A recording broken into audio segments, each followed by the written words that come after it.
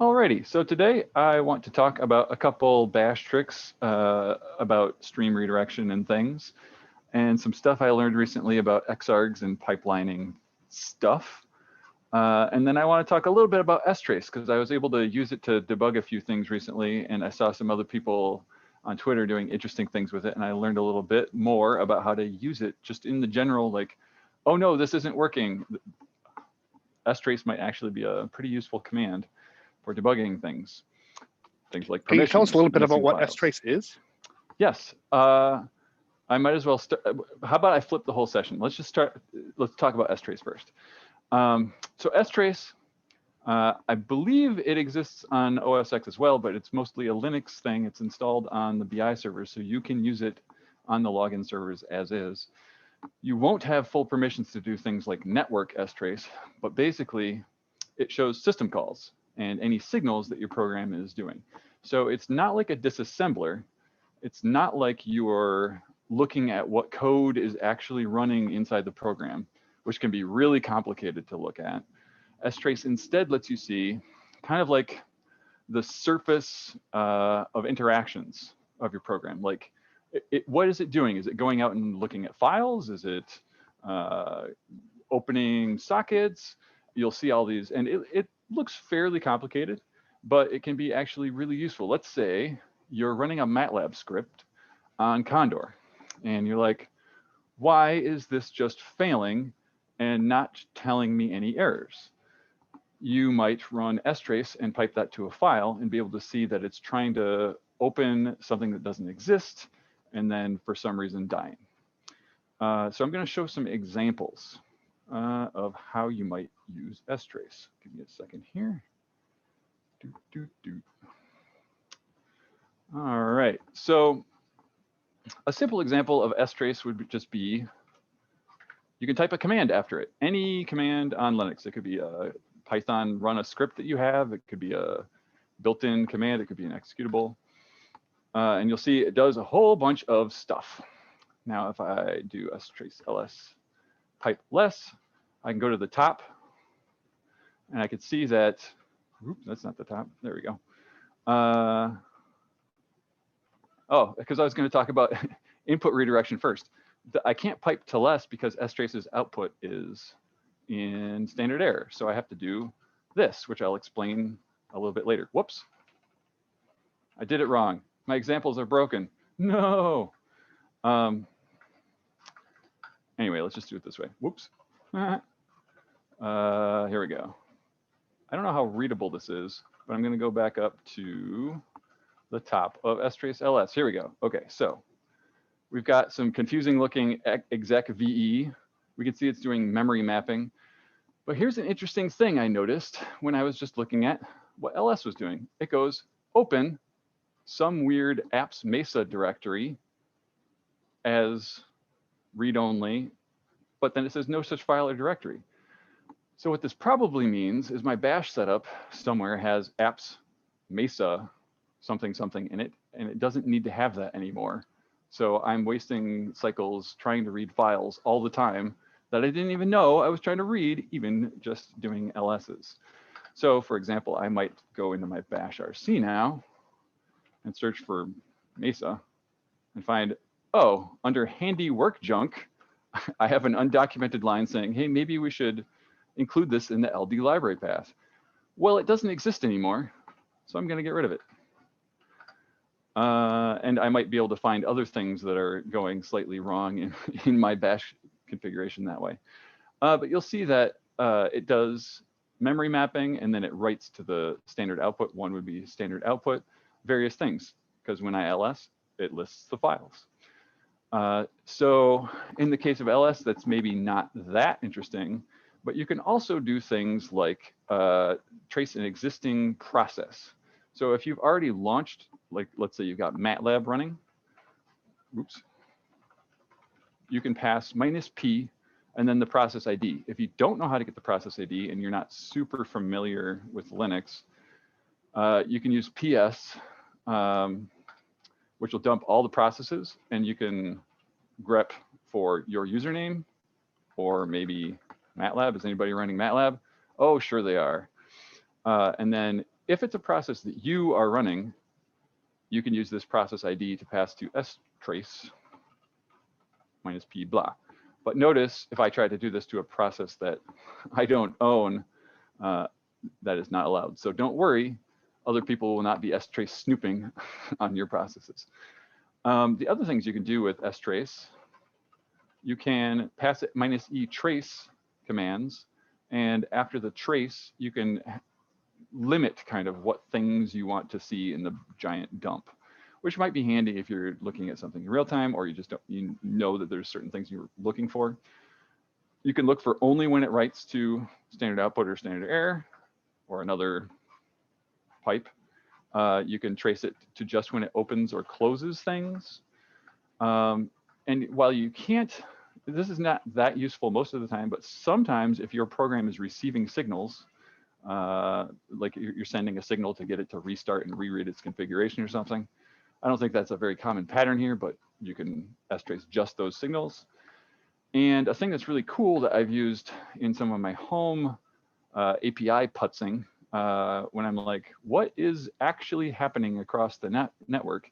You can do this to an already running program and trace its network activity. If I pass a PID here, I could connect to something and trace it. This does not work on the BI servers because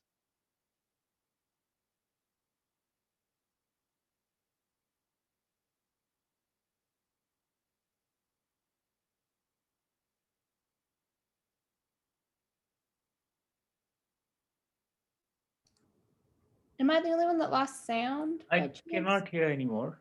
Okay. Okay. Not just me. Oh no, although I wonder if Dan's headphones died so he can't hear us at all.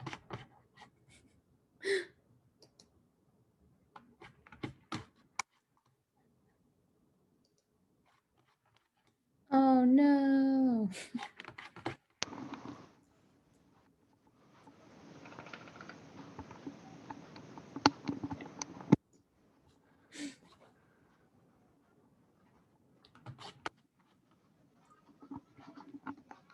hello? There we go. Hey, sorry about that. Yeah, just butt in on the chat. Thank you for that. How long was I not talking? I'm going to guess 1 minute. Okay. Yeah, that'd be my guess. Okay, so I was just covering the network part. Doesn't work on BI servers. It will work inside a Singularity container. If you wanted to trace it there, you could, or on your home computer, it will work there. But we don't have the permission necessary to do network tracing by default. If that becomes a necessary thing, though, I'm sure we could work it out. The next thing I wanted to talk about is you can also limit the tracing to just file reads and writes, which might be useful if you're just curious about what directories and files are actually being touched as the program runs. So at this example, I'm going to run strace, limit it to files, and just do du -sh, which is going to do a sum total of the current directory, my home directory. And I can see it does a whole bunch of things. If I wanted to get a shorter one, I'm just going to go into, let's see, what's a shorter directory? Pub HTML. I'll run that same call. I can see it's a little less crazy. But I can see that df is mostly just doing new fstat, and it's just checking various file names and seeing how big they are. If I was running a MATLAB script, it would probably be doing a lot more complicated things than that. But the point I want to make is if you have a program that's breaking, the problem is almost always towards the bottom of the strace. So you don't need to get it to list only things that have had problems? I don't know. You might be able to do funkier things to trace. I've only experimented with the filter of kind. The manual for strace is actually crazy huge. And there's examples online of people using it for all kinds of crazy things. So it would not surprise me if that's a thing you could do. Of like finding file stats that are failures only. I'll have to look that up. It seems possible. But my point is, even without remembering that, a lot of times it might be really early on. Sorry, not really early on. It might be really late. As you read up, it's probably going to be in that first chunk of stuff. If you have a issue that's hard to debug. Another reason this might be handy is if you've got some kind of wacky licensed software that's trying to load a license and it stopped working. A lot of times those kind of copyrighted software, you don't have any recourse to try and figure out what's going on. strace might help you find out that, oh, it's trying to read a license file that it doesn't have access to or something like that. Anyway, any questions about strace? That's just a weird little debugging command you might find handy.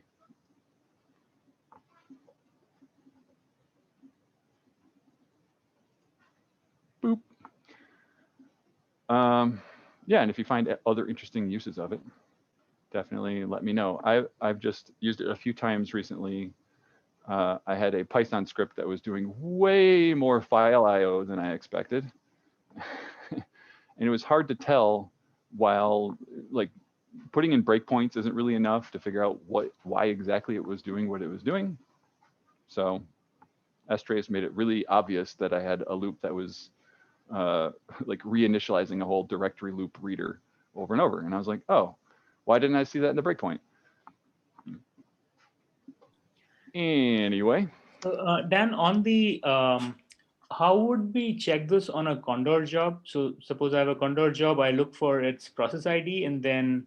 Right, no, you don't want to actually try to, because the job launches on a node, to use it on Condor, all you theoretically want to do, because your Condor job is already logging standard error and standard output, you just want to prepend strace to your normal command, which seems weird. Normally, I would say have your Condor jobs almost always call little wrapper bash script.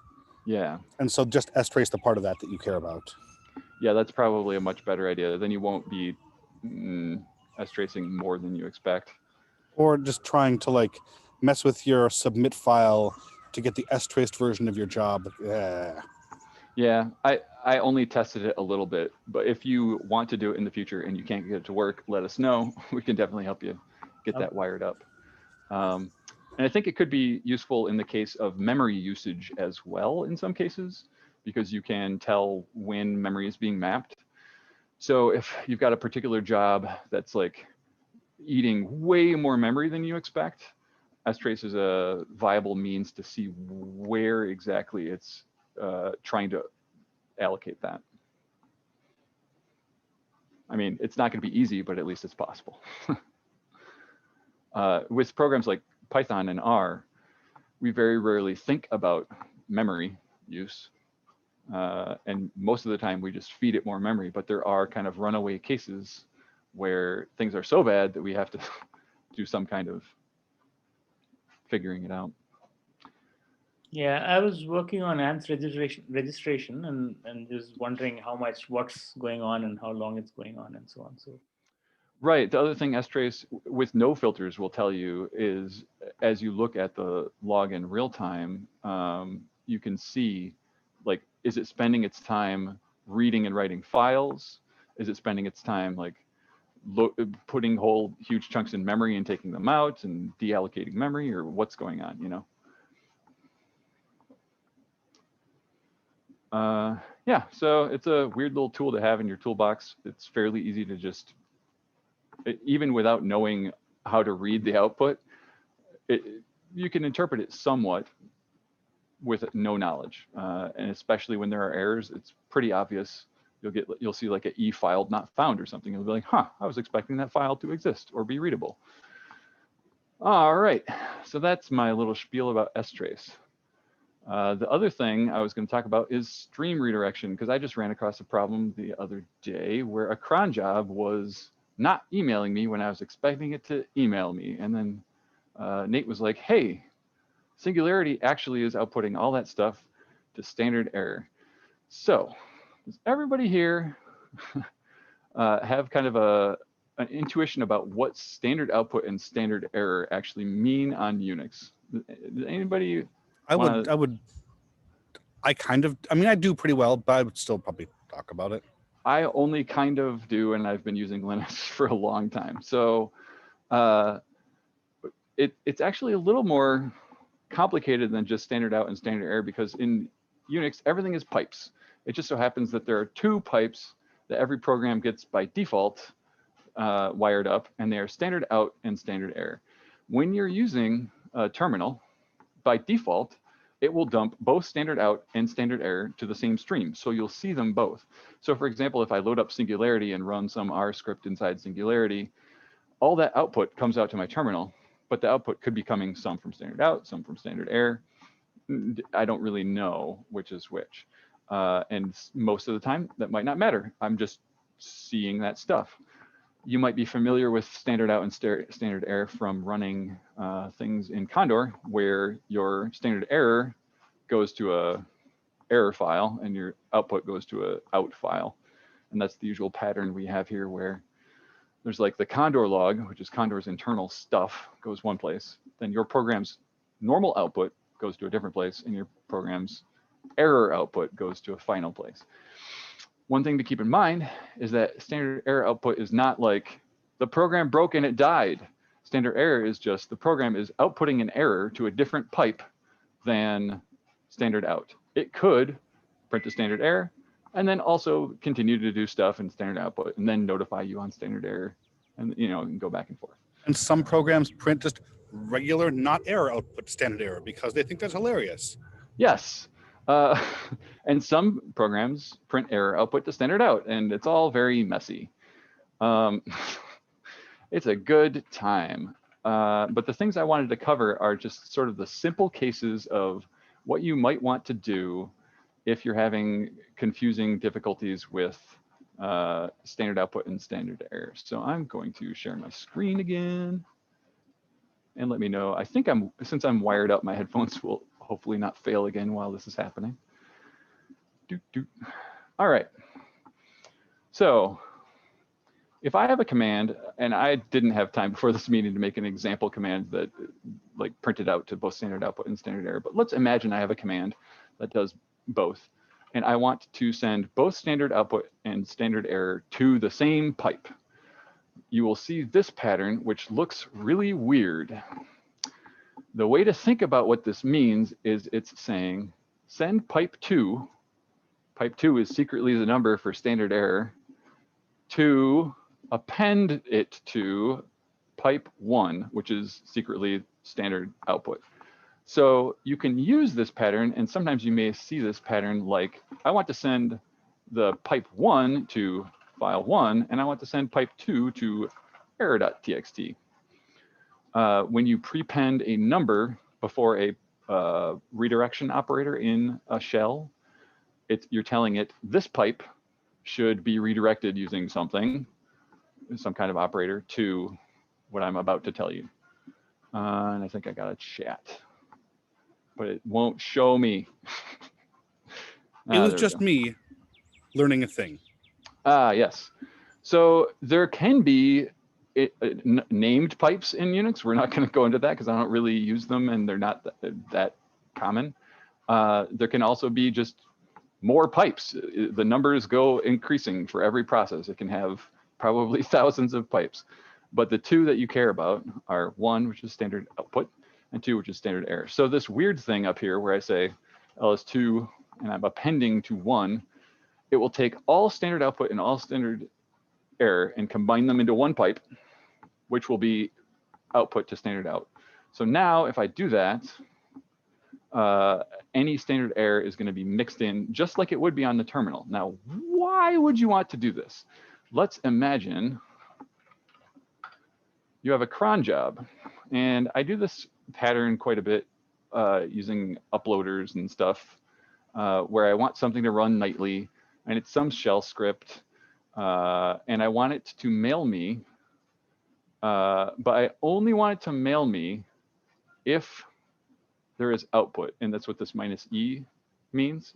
So actually, this line here, if run.sh doesn't output anything at all to standard output, but outputs something to standard error, I don't get mail. And that's what was happening with the Chad thing that Nathan helped me figure out.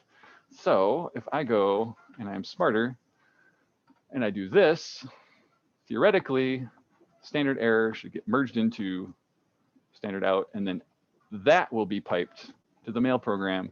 It will see, is there anything in this pipe? If there isn't, it won't bother to mail me. But if there is, it'll get sent along. So that's how you might use redirection in your everyday life. I think that's most of what I wanted to talk about. One thing I wanted to mention, because I saw this happening last week that I didn't know about. Who here has ever used the command X-Args? I have. Nate, would you like to try to give a stab at explaining what X-Args does? Sometimes you have a great big list of files and you want to do the same thing to all of those files. Yes. And so you can use X-Args to send a big list of file names to a program. Yes. So this is a really dumb example, but I can have find print a bunch of files. This is a fairly short list, but it could be thousands of files. And then I can use I can use X-Args to say, hey, ls each of those files, which is maybe the dumbest way to do this, but it's a way you can do this. What I learned recently is that there are parameters to X-Args that will let you massively parallelize your X-Args call. And when you do that, it will fork out however many child processes you tell it to, and on the incoming stream, shunt the input to however many child processes.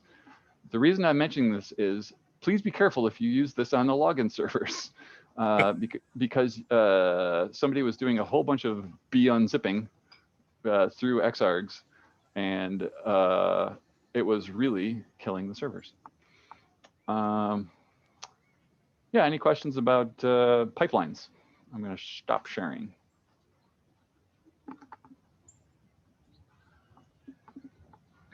I don't know if anybody here has ever run into weird problems with pipelines, but if you ever do, don't get scared. We can always try and straighten it out. It's just Unix pipelines are a little bit weird.